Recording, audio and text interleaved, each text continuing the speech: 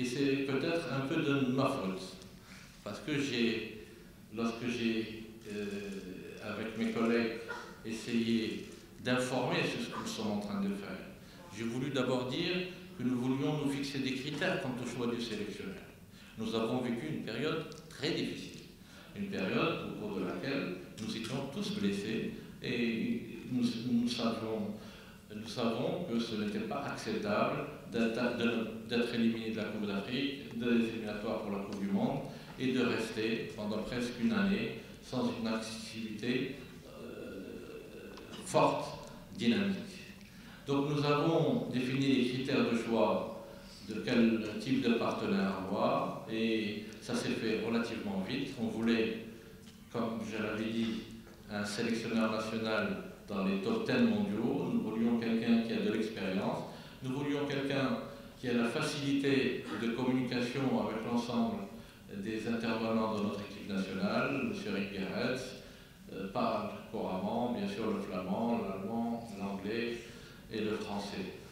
Et je suis sûr que dans quelques mois, et j'espère qu'on le gardera et qu'il restera avec nous jusqu'à Rio, parlera notre directeur. Nous sommes, à partir de ce moment-là, entrés en contact avec lui et essayer de voir s'il était possible qu'il vienne, ce qui n'était pas possible au moment où j'ai commencé mes discussions.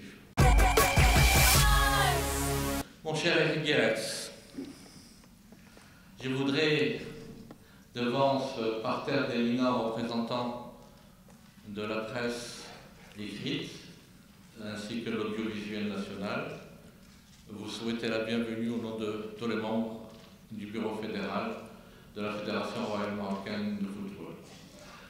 Vous savez, nous sommes très fiers que vous ayez accepté les propositions de la Fédération pour prendre en charge notre équipe nationale dont on est tous très fiers. Je suis convaincu, grâce à votre professionnalisme, à votre sérieux, à votre esprit d'initiative, à votre amour du football, à vos résultats, vous pourrez atteindre l'ensemble des objectifs qu'on s'est fixés ensemble et sur lesquels j'ai eu l'honneur de travailler avec vous. Vous savez, nous sommes dans ce pays un peuple dont la passion principale, essentielle, est le football. C'est une chance, mais aussi beaucoup de pression. D'abord, bonsoir à tout le monde. Et d'abord, un grand merci à vous, Monsieur le Président, parce que la confiance que vous avez eue en moi m'a donné un sentiment très très fort. Je sais bien que vous avez eu beaucoup de stress à cause de moi pour les derniers mois, mais croyez-moi, j'ai eu ma part aussi. Je viens de vivre des moments extrêmement émotionnels. Je crois que j'ai tenu ma parole en Arabie. J'ai quitté des gens que je n'oublierai jamais dans ma vie parce que ces gens, ils m'ont montré que ce sont des gens de parole aussi. Je m'adresse directement à mon président, Prince Abdrahman, qui restera mon ami, qui est pour le moment fâché sur moi, et je peux le comprendre, qui s'est battu pour me garder plus longtemps que mon contrat avait stipulé, mais qui restera un ami et pour le reste de ma vie.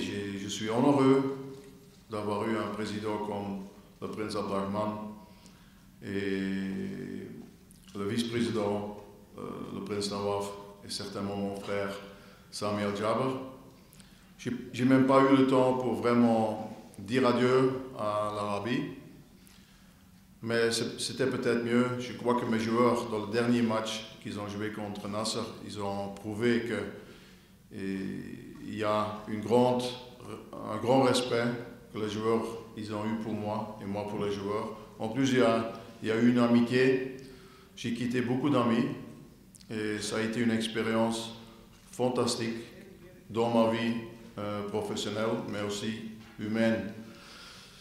Donc j'ai pris l'avion hier à midi, heure locale. Je suis arrivé le soir.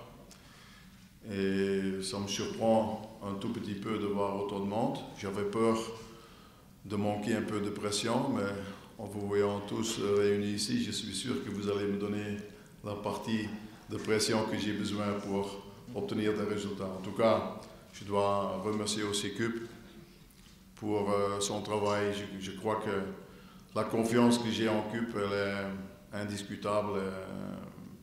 Le fait d'avoir travaillé 2 ans avec lui à Marseille m'a rassuré qu'il allait faire un bon travail avec l'équipe nationale. Et le fait qu'un des phénomènes du football marocain est à côté de moi, j'ai eu le plaisir de le rencontrer il y a quelques mois. Je lui ai posé la question s'il voulait être très près de moi, parce que je crois qu'un grand joueur comme il a été, avec un bon esprit, c'est un garçon intelligent, avec beaucoup d'émotions, je crois qu'il va pouvoir nous aider beaucoup. Et je suis très content et très fier qu'il est sur ce tableau avec nous. Donc, je suis prêt à répondre à vos questions, si vous avez des questions. Vous savez, moi je m'en fous si un joueur qui joue dans l'équipe nationale, il joue à l'étranger ou qui joue au Maroc, parce que chaque entraîneur au monde, il essaye de mettre sa meilleure équipe. Ce que moi, à la fin, que mon rêve, c'est, et ce sera assez rapidement une réalité, que tous les joueurs marocains qui jouent pour l'équipe nationale, s'ils jouent à l'étranger ou s'ils jouent au Maroc, ils aiment tous les deux leur pays. Ils sont tous contents de porter ce maillot qui doit donner des frissons à un joueur de foot, porter le maillot d'une équipe nationale. J'en ai porté quelques fois quand même le maillot d'une équipe nationale en Belgique. Et ça m'a donné des émotions énormes d'entendre la Brabazon. Donc je suis sûr que ce sera la même chose ici dans ce pays, si les internationaux y rentrent sur le terrain, qu'ils ont le même amour qu'un joueur professionnel doit avoir, la même fierté qu'un joueur professionnel doit avoir pour pouvoir jouer pour son pays. Et c'est pour ça que si je suis quelqu'un assez ouvert et j'accepte beaucoup de choses, mais une chose que ce sera très difficile d'accepter, c'est qu'il y a des joueurs qui n'ont pas cette fierté-là. S'il y a des joueurs qui n'aimeraient pas jouer en famille, parce qu'à un moment donné, c'est déjà le cas pour le moment, mais un entraîneur veut toujours aller plus loin, et je crois qu'avec le fait, parce que j'ai analysé le premier match qu'ils ont joué chez eux, il y a beaucoup de choses à améliorer. Mais par contre, j'ai vu une volonté de cette équipe de faire bien pendant 90 minutes. Et ça a été très difficile parce qu'on a joué contre une équipe qui était organisée assez défensivement. Mais par contre, la volonté m'a déjà donné une certaine garantie que cette équipe va dans la bonne direction. Deuxièmement, je crois que aussi tactiquement, il y a déjà plusieurs joueurs qui m'ont convaincu qu'on est sur la bonne route. D'un autre côté, j'ai porté quand même pendant pas mal d'années le maillot de l'équipe nationale, donc je sais comment ça marche dans une équipe nationale.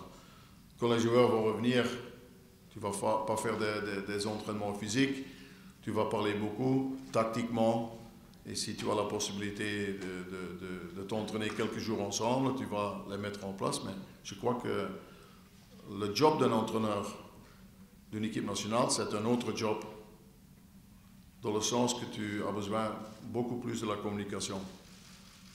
Parce que tu vois tes joueurs seulement une fois tous les 2-3 mois. Et c'est pour ça que la communication individuelle, mais aussi avec groupe, avec la défense, une demi-heure avec le milieu de terrain, avec les attaquants, tout ça, au début, ça va être nouveau pour tous les deux, pour le joueur et pour moi. Par contre, j'ai quand même quelques années d'expérience, et vu le fait que j'ai entraîné quand même dans de différents pays, en France. J'ai entraîné quand même une équipe que vous connaissez très bien, et où il y a beaucoup de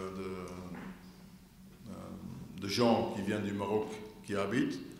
Donc j'ai déjà senti un peu la mentalité, puis j'ai entraîné en Arabie. Et je suis prêt, je vais devoir prouver, mais je suis confiant que la route qu'on va faire ensemble, ça va marcher. Je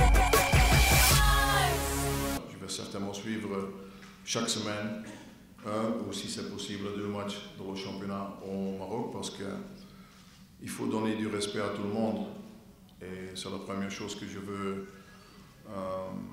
Si je peux donner mon avis aux joueurs qui jouent au Maroc, c'est que dès qu'il y a quelqu'un qui est au-dessus des autres, il aura sa chance comme les étrangers. Parce que je crois qu'il faut faire attention de faire 2 équipes. Une équipe des joueurs qui jouent dans l'équipe nationale, qui jouent à l'étranger, et ceux qui jouent au Maroc. Moi, je ne le ferai jamais. Et je ne veux pas que ni les journalistes, mais plus important que ni les joueurs, ils ont l'impression qu'ils ne vont pas avoir leur chance s'ils sont meilleurs que ceux qui jouent à l'étranger. C'est une équipe nationale et je crois que j'ai l'obligation d'être correct, d'être honnête et de faire une sélection des joueurs qui ont le droit de jouer pour l'équipe nationale. Et là, je ne fais aucune différence. Mais bien sûr, sachant que des joueurs qui avaient des doutes il y a 1 an de choisir entre la Belgique ou la Hollande ou la France et le Maroc, et maintenant il y a des signaux qui commencent à arriver que l'un ou l'autre a choisi ou va peut-être choisir pour le Maroc. Ça fait du bien, mais moi j'ai dit dès le début, moi je veux mettre aucune pression à personne parce que c'est un choix très important. Et je ne veux pas aller chez le joueur pour lui convaincre. Je veux seulement dire aux joueurs qui réfléchissent pour venir ou pas venir au Maroc, réfléchissez bien et quand tu as pris ta décision, je veux que tu sois sûr. Je ne veux pas que tu aies des regrets. Donc si tu as besoin d'1 semaine, okay, tu décides après 1 semaine. Si tu as besoin d'1 mois, tu décides après 1 mois. Et c'est un choix difficile. Nous sommes tellement fiers de ce fanion et que je suis sûr que pendant ces presque 4 années, vous saurez l'honorer comme vous avez honoré tous ceux pour lesquels vous avez votre responsabilité.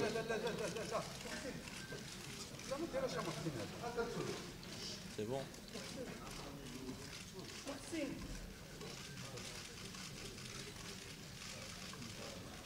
Ok.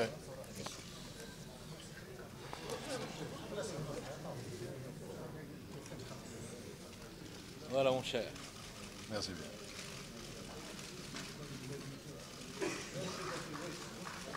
Merci. Merci.